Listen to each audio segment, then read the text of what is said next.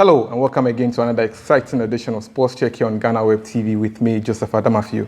And today we're coming to interview a former Dreams FC player who helped them qualify to the Ghana Premier League some time back, but later had to move to Rayon Sport after a good offer came in.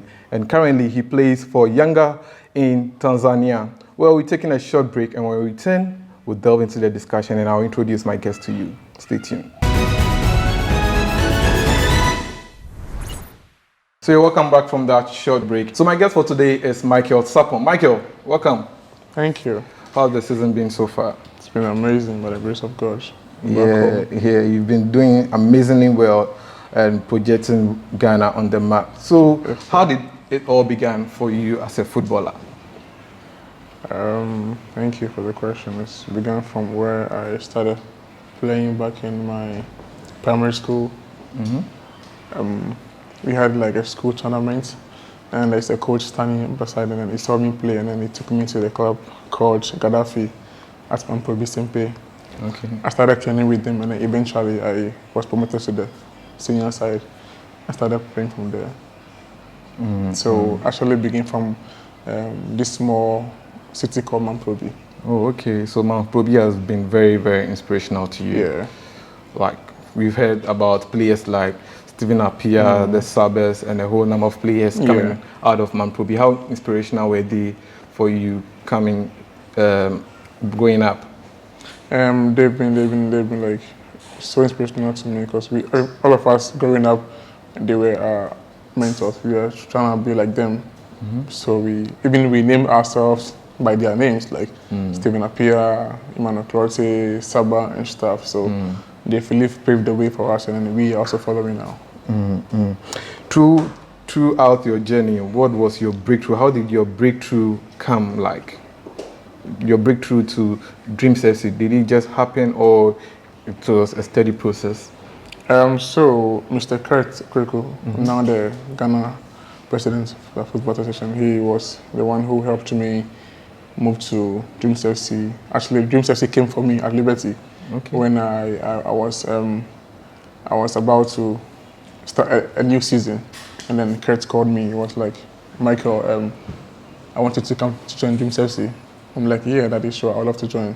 But meanwhile, he seen me play before when I was at Liberty against King Faisal. That was my very first Premier League game, and he was at the stadium. So since then, he kept talking to me, and then he wanted me to join. So I eventually joined the Dreams FC, and I was happy to join them. Since you said you've met Kurt Kweku, what do you think about his administration so far, ever since he took over as president of the GFA? I'm not in the country, but I follow the league like often, and I see the league is doing very well. People are going to the stadium and then cheering the players and the teams, and it looks good out there. Sometimes do you miss the euphoria around Ghana football and stuff? Yeah, I do, especially when Dreams is playing against Atufok, Santi Kotoko. It's like a tough one. It's a big game. I miss the atmosphere a lot. If you had your chance, would you have stayed with Dreams FC just for one season to play in the Ghana Premier League? Sure, who knows? Yeah, everything is possible. But how tough was the Division 1 league? You played one season in the Division 1 league. How tough was it? So the thing is, when I joined Dreams FC, we were in the Premier League. Yeah. We finished 4th. And there is this problem with this registration thing, and we had to go back to we're demoted to Division 1. Yeah. And then we stood there, we played, we helped them. It wasn't easy. In Division 1, all the games are like finals, like war. But by the grace of God, we were able to manage our way through to back to the Premier League. But it's just by the grace of God. Sometimes when you look back and you hear the current stories that emanate from the Division 1 league where referees are being beaten and all that, was it real like that? Yeah, it was real. We played a game at Teshin, Nungwa, somewhere. Which club was that? Mighty Jets? Is it Dambot? Dambot, against Dambot. We won that game 2-1. After the game, the fans were attacking us. Like, it was crazy. So something like that, where do you run to as a player? Where do you run to? We have like people who protect us in the club, so they have to like make way for us to go into the bars first, early. Wow, I see that. So, whilst at Dreams FC and you helped them qualify back to the Ghana Premier League, Were you looking forward to play in the Ghana Premier League before that move came on board? Yeah, sure. I mean, every player's dream is to play for the Premier League in the country. And me being like a player out here, I was aiming to play one of the biggest clubs, being it's out to folk, got talk about. Fortunately, I got to end up in Dreams FC, and it was by then one of the biggest, like, great clubs coming up from the Division 1, and then I was very happy to join them.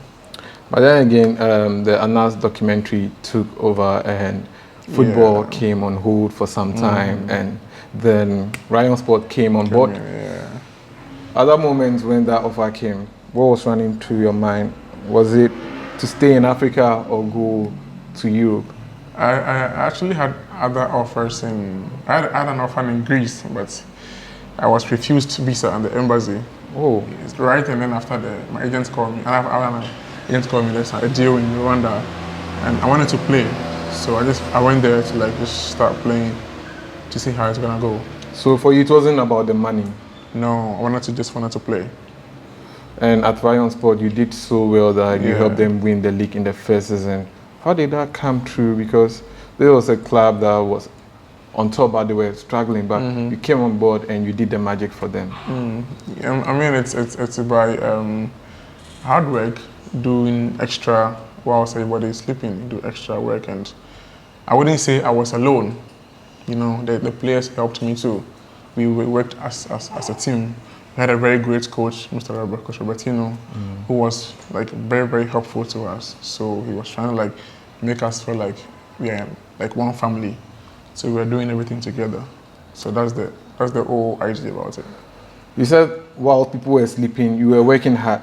What were some of the things you were doing? Run us through it. Like, how is it that people are sleeping when it's time to rest and you are still working hard to make sure I mean, if you know where you are coming from and where you are going, you don't like act like a normal human being. You have to go beast mode sometimes to like do extra, just to like do extra on the field too.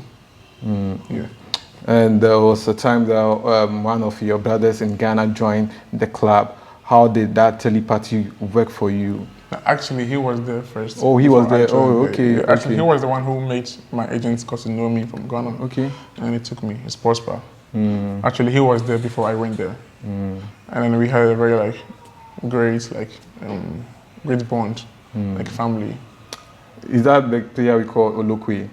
Or Olokwe? No, we were three Ghanaian boys in the club. Okay. Before there was Prosper, and I went before Olokwe came. Commodore came. Commodore. Yeah. How was that euphoria around the team? I mean, like, that you have some Ghanaian brothers around. Yeah. I mean, off the pitch we like get to hang around, talk about Ghana stuff, how we missed the country, Ghana, how the league was, and now we are here. We need to like work hard and to go to the extra mile. It was fun. Was the supporting base something that helped you perform better at Ryan Sport? Because you scored as much as 23 goals. Not every player, even some players in Europe struggle to score 20 goals per season, and you managed to do that. What inspired you to do that? Like you said, knowing where you came from, but aside that, how were you able to do that? Like I said earlier, we were working as like a group. So even if one of us not having is the one who's over there like trying to encourage us. So I mean, it's about teamwork, and also it's about my personal, like I said, doing extra whilst everybody is not doing extra, and I'm always focused. I have a target before the league starts. Before going to Ryan Sport, I have a target. Like after this season, I need to move to somewhere else, you know. Also, you're a journeyman. You don't sit at one place. Yeah, that was the main idea before going to Rwanda. Like after one season, I want to go to somewhere else and then try.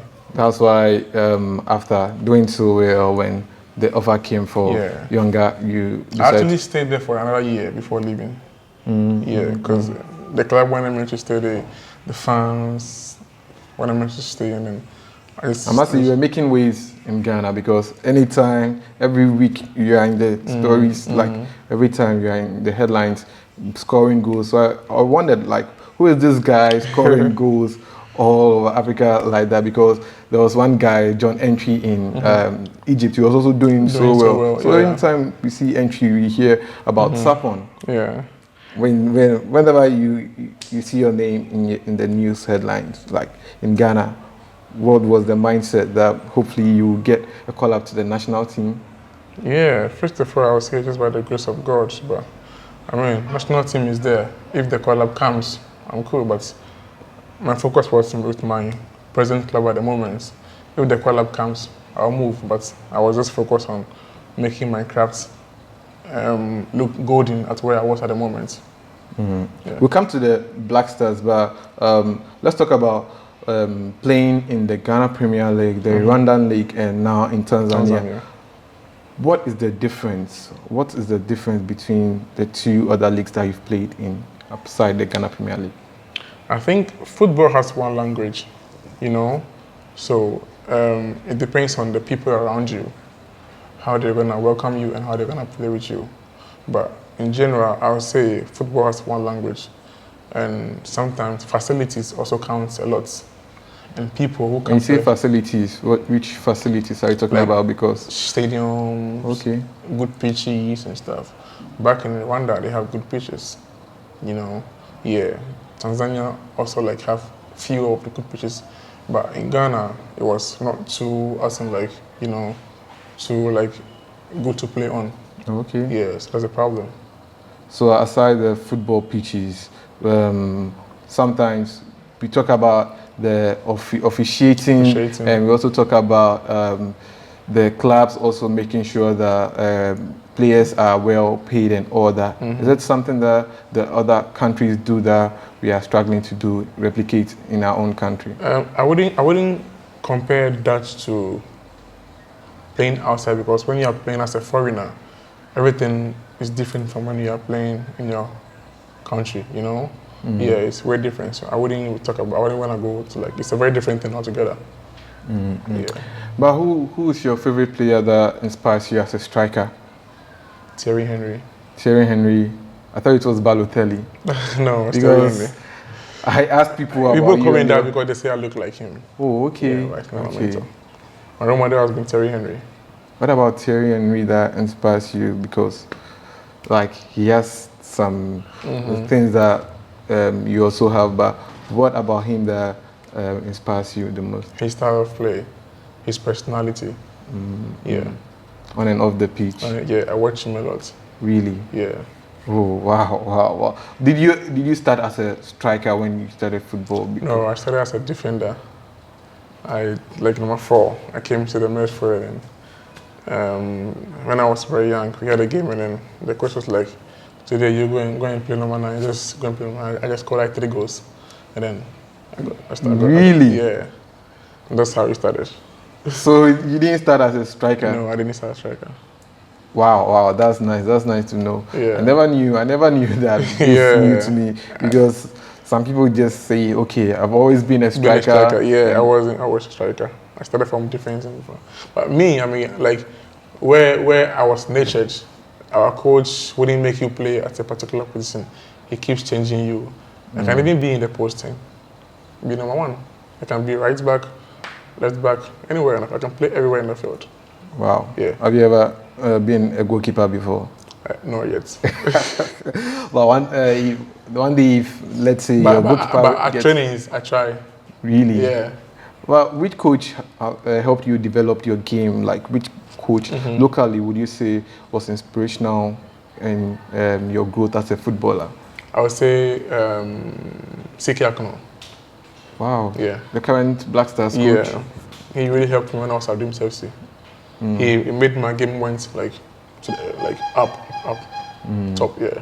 What was the motivation that he was giving you? What were the things that he was saying? He made me feel like he liked me, like I was all he has. So he was depending on me. And I never wanted to let him down. So I was always trying to do extra for the team, for myself, and for him too.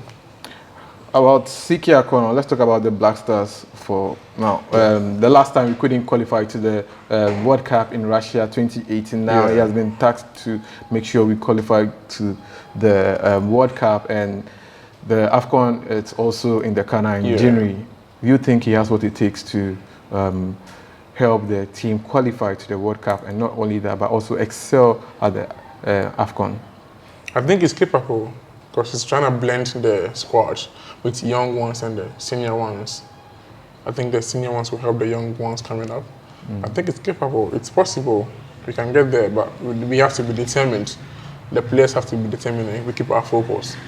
That's how it's gonna be like. But it's gonna. I think. So we should believe in him. Is that what you're saying? Yeah, sure. He's a good man. He's a very good man. So moving on, we've talked about the player you model your football around, and which coach has developed your game. But one thing I've realized about you is your jersey number, 19. Ryan Sport, 19. You went to younger, 19. Why do you keep up with the 19? I used to wear number 45. That was Balotelli's number. Whose number? Balotelli, 45. When I was at Chelsea. So number 19 because when I went to Ryan Sport, they didn't have 45. So I'm like, okay, we are in 2019, let me wear the 19. And then I took the number 19. We had my first friendly match for Ryan Sport. This were just there. So they were like, pick a number I want to wear. I took the 19. I thought about the year. I went to my room, pray about it. God to help me this number should make me like flourish. Yeah. And then this happened. So MS19. MS19. Sharp. Trademark. Because we hear a lot of players say that numbers are sometimes bring pressure on you as a player. So some players don't like wearing the number 7 or number 10 or number 9. Has there been any time like that where you wore a particular jersey number that was like tough for you? You had a tough game? No. When I was younger, when I was like young, playing for I was wearing number 10. Yeah, I wore number 10 like throughout when I was young. So when I got to start playing for Liberty, I wore number 45. With football in Ghana, a lot of time people who go through the secondary level play at intercore and all those things. What was it? How was intercore for you? It was great. It was great. My year, we won the regionals. Which region was that? Great Accra. Wow. Which I went was to that? Holy Trinity. Holy Trinity. Hotcast. Oh wow. Yeah, wow, we won that year. We went to regionals. Which year was that? I check. Okay, because my time 2012, 2013, we won handball. Me, I was dropped. Yeah, dropped. Yeah. I wasn't that good. I can't make a year actually. Yeah, but man. That's the we won that year. We went to the regionals. They was played in Kumasi. We had great squad. Yeah. We often hear people say that when they were in school and people were asking them, teachers come around and ask them, what do you want to be? People say, I want to be a doctor. Someone says, I want to be a pilot. What was it for you? Did you have any aspiration in mind? Yeah. I wasn't even thinking about football. I was just thinking about, I love houses. Houses? Being an architecture, something like that moment, yeah. That was it. I was playing football, but I didn't know, like, just get here with football. I should speak now. Has education been important in your career as a footballer, knowing that sometimes you have to read your contract when coaches come around, sometimes the technicalities of the game, they have to explain it on a board and all that. Has education been important to you as a footballer? It's education and God. It's just that. Just these two. It's a weapon. Education and God. You need to just be able to express yourself wherever you go. Because in country or France, in country or UK. Just here. So you need to be able to. So my mom wanted me to further my education. She wanted me to go to the university, but after secondary school, I want to play football. Did she accept the decision for you? She didn't. It was a very tough decision until my first salary at Liberty she saw my first salary, and then she realized, oh, there's something. Okay. And I said, it's kind of muja. But yes, the education aspect, we kind of see players fall out on the way sometimes. Junior high school, then they decide not to go to school again. What will you tell a young footballer out there watching you right now? Let me tell you one thing. I was training with Atofok under 20 Aroras. My mom came. I was in school and I was training. My mom came to the field and then took me out to back to class. Right. And then she warned the coach, "Yo, like, I'm banning Bobo of school because he didn't have much education. So she wanted me and my siblings to get to the highest level in education, you know. But I didn't really. I wanted to play football. So I would love to tell young kids watching me right now that you have to be able to express yourself. Even in Ghana or when you leave the shores of Ghana, to be able to express yourself. So you have to know God and take your studies serious. We'll come to the God aspect, but you played in 2 different countries, Tanzania and Rwanda. How do you get along with language, the language barrier? How do you get along with players, communicating with them on the field of play? It was very tough in the beginning, in the way that when I started, I was in Rwanda. They speak French, and it's called Kenya Rwanda. So I don't speak French. I don't speak Kenya. Either of them. Yeah. So it was very tough, and then I got close to one of my teammates who was from Rwanda, and then he speaks French, and then he was trying to help me gradually. So eventually, all my players keep speaking around me. So that's how I got to understand it. Okay. Yeah. So you would say education is important in football. Very, very important as well. Well, you're still watching Sports Check here on Ghana Web TV with me, Joseph Adamafi. My guest today is Michael Sarpong, a former Dreams FC striker who currently plays for Yanga in Tanzania. We're taking a short breather, and when we return, we'll continue with the conversation.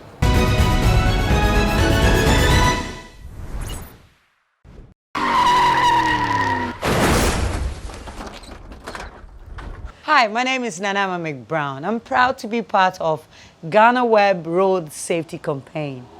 Please, do the right thing. Save a life. Brim.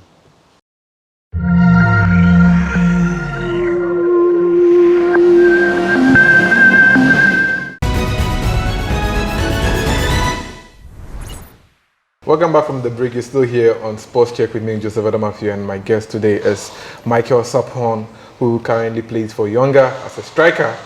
Michael, you said God has been very vital in your career as a footballer. In which aspect would you say God has been very good to you? I'm from a Christian home, and then my mom has always taught me to not to forget where I'm coming from. It's been God from day one. She always reminds me to fast and to pray before a game. So you always fast and pray before a game? Yeah. I have days I fast, I have days I do other stuff. You come from a community where Stephen Appiah says it's very tough, and at a point in time, he nearly became an armed robber. Did you ever fall into such peer pressure to become something else that you weren't? Tell us that story.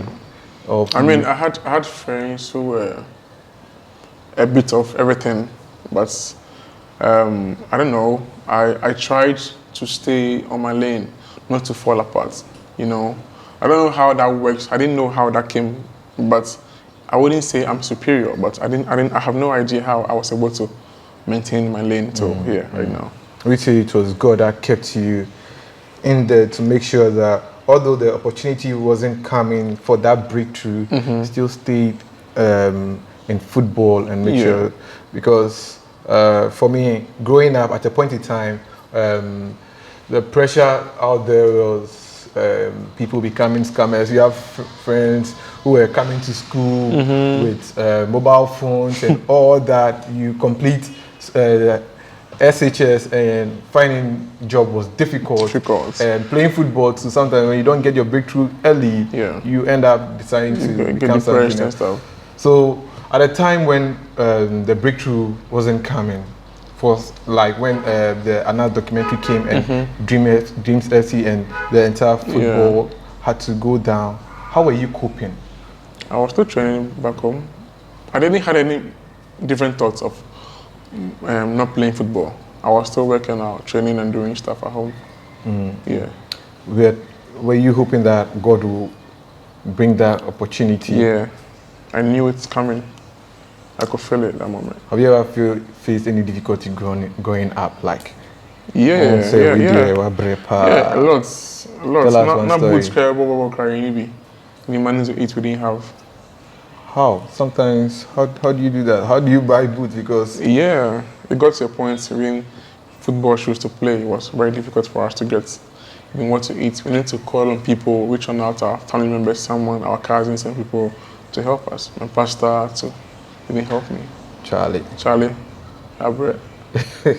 When you say football boots, like, where were you buying your football boots? Because sometimes I wonder where footballers get to buy their legit football boots, because here in Ghana, we don't have a shop that's dedicated to sports wear and stuff. So where were you getting your sports wear? You have to wake up early and go to Cantamanto. Where? Get the first collection. Yeah, sorry. That's how the hassle was. You need to be up early, go to Canta, and then you get first collection. Not only boots, but dresses and stuff. You know, keep your fashion on point. Charlie. So sometimes you have to be fighting with people. Yeah, struggling. Charlie, maybe I want to, that kind of stuff. Yeah. Well, what were the struggles aside getting boots and stuff? What were the other struggles that you faced? That sometimes you return from training, there is no food to eat and all that. With the food side, my mom has always provided food for us, unless when I left home, at the point I left the house because I was being a man, I need to get my own place at Medina and stay there alone. That was when all this, but I was trying to be a man, so I need to endure all the pains and just grow into it. Oh, okay, okay. Well, I think Charlie, you've really struggled, and now you are enjoying a little bit of comfort. Would you say you've arrived, or we are yet to see the real Michael Sarpong? And do baby cry. I think about Tanzania. You have a long way to go. Yeah, you have a long way to go. You need to win Champions League. In Jesus' name. Charlie. Unjindi. Mijidi. Yeah, so you have a very long way to go. Like when you say Champions League, which league do you want to play? What's your dream league? EPL, the EPL. Which club, to be precise? Manchester United. Do you see yourself playing with the likes of Pogba, Rashford, Jesse Lingard? Yeah, it's very possible. It's coming soon. Bye-bye. Ah. Yeah, it's coming soon. So one day you're going to see a Ghanaian wear the Manchester United jersey, because we've had some Ghanaians play for Manchester United, but they have decided to switch nationalities. Yeah. But you are setting your sights. Yeah, I want to be there. Manchester United, or Arsenal, Chelsea. Yeah. It's possible. Really. It's possible. It's possible, as you said. As a striker, for some time now, our goal poaching department in the national team has been some way ever since Asamoah decided to.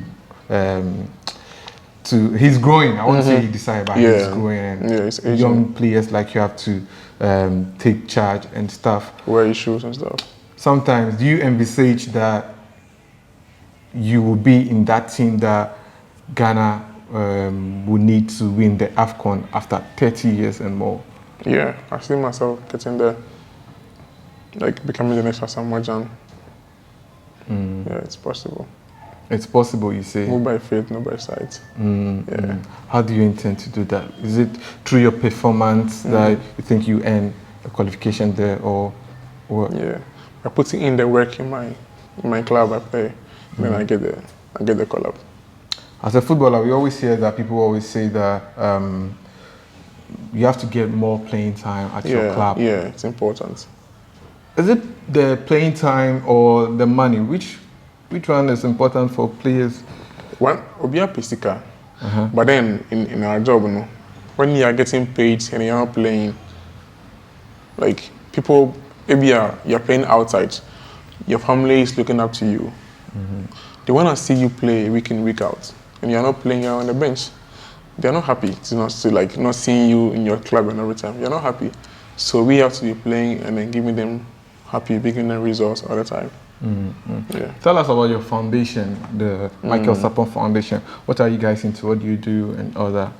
See, like I just said a few minutes ago, how I was struggling even to buy football shoes and even to eat and stuff.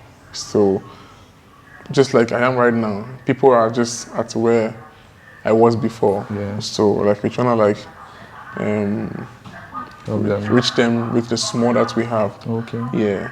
It's not only in Accra or only in Ghana. We are trying to Oh really? trying to go from Accra to Kumasi and then even go out of the country gradually. I think you are doing well with your foundation. I read a little about your foundation where you donated some stuff to people, and I would say keep up with it. Well, let's talk about some of your toughest opponents you faced whilst playing for Ryan Sport or even as you're playing for Younger. Who are some of the toughest side that you faced? It was always our rivals, and you wonder APL. It's always like a big game, tough game, and it hasn't been easy beating them, but I always try to score them. Charlie. That's what I have to do. It's like Hearts versus Kotoko. Yeah. And sometimes going to that game, what's the mindset? How do you prepare yourself for the games? For me in the game, I only have one objective, just to go and score and come back home. And I make sure I score in the big games. And in Younger, who are your toughest opponents over there? Simba. It's like, wow, the biggest derby in Africa. Yeah, I see 60,000 capacity. Really? Yeah. Bigger than Accra Sports Stadium? Bigger some Accra Sports Stadium. And you've been meeting your brother in that rivalry games. That's Bernard Morrison. Yeah. How is the feeling when you meet your other Ghanaian? The first game I played with Simba, I think he was injured. Okay. So he didn't play. The second one, I was injured. I didn't play. He played. So you haven't really met. Okay. Are Ghanaians loved outside when they play in different leagues? Do you see the love? Yeah, people in Tanzania are very lovely, but it comes with your performance. If you keep doing well, you get the people supporting you and screaming your name all the time. Yeah.